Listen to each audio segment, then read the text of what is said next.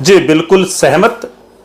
पराली बिल्कुल भी फूकनी नहीं चाहिए, हम भी इसके खिलाफ हैं।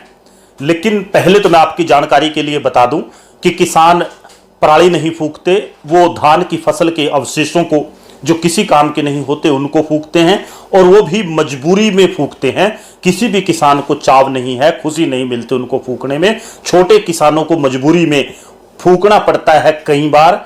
पिछले वर्षों के मुकाबले में अगर हम देखें, जो धान के अवशेष फूकने के मामले हैं उनमें 80 से 90% की कमी आई है। कुछ एक किसानों ने केवल मजबूरी में धान के अवशेषों को फूकने का काम किया, और वो भी उन स्थितियों में, उन हालातों में जब सरकार अपनी जिम्मेवारी निभाने में विफल रही।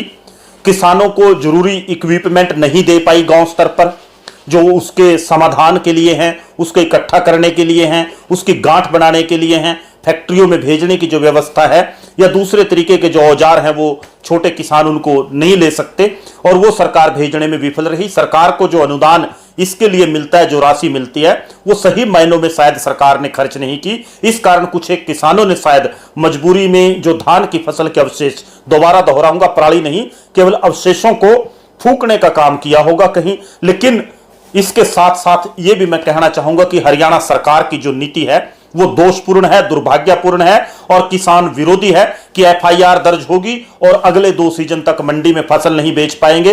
पहले ही आप फसल का उठान नहीं कर रहे, आप अन्नदाता धरती पुत्र कमेरे किसान को धमकाने का काम करते हैं कि एफआईआर होगी। आपने खेत में काम करते हुए किसान को अपराधी बनाने का काम किया, उसके ऊपर एफआईआर कर रहे हैं आप, केवल इसलिए कि वो अपने खेत का कबाड़ नहीं फूंक सकता। किसान भाइयों साथियों, आपको भी सोचने की जरूरत है कि सरकार ने आपको खेत में बैठे बैठे अपराधी बनाने का काम किया।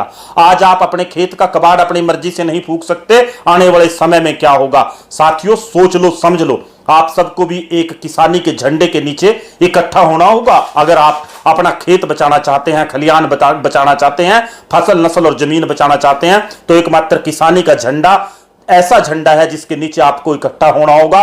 विपक्ष के विधायक अपनी गुफाओं में वापस चले गए। आज आपके लिए अगर कोई है आपकी लड़ाई लड़ने वाला तो वो किसान संगठन है, किसान यूनियन है, किसान नेता है, किसानों के कार्यकर्ता है, उनके वॉलंटियर हैं। लेकिन सरकार भी समझ ले, सुन ले कि नीतियां सरकार की जो किसानों को लेकर है, चाहे 2 साल की फसल ना बेचने के आदेश, चाहे उनके ऊपर एफआईआर दर्ज करने के आदेश, वो दोषपूर्ण है। सरकार को पुनर्विचार करते हुए उनको वापस लेना चाहिए, और जो कानूनी और जायज तरीके से किसानों का संघर्ष होता है उसकी शुरुआत कल एसडीएम स्तर के ऊपर, जिला स्तर के ऊपर डीसी को ज्ञापन देने से की जा रही है। सभी साथी ज्यादा से ज्यादा संख्या में पहुंचकर इस प्रक्रिया का हिस्सा बने, सरकार को चेताएं, सरकार को बताएं कि उसकी जो नीति है दोषपूर्ण है, किसान विरोधी है, और जो फरमान उनके हैं वो कहीं ना कहीं तुगलकशाही फरमान है कि किसान के ऊपर एफआईआर होगी अपने खेत का कबाड़ फूकने के मामले में, और वो भी मजबूरी में किसान फूके, सरकार उसकी कोई मदद ना करे, और दूसरा कि 2 साल तक मंडी में फसल किसान की नहीं खरीदी जाएगी। बस यही हालात हमारे देखने बाकी रह गए थे कि कॉरपोरेट की सरकारों में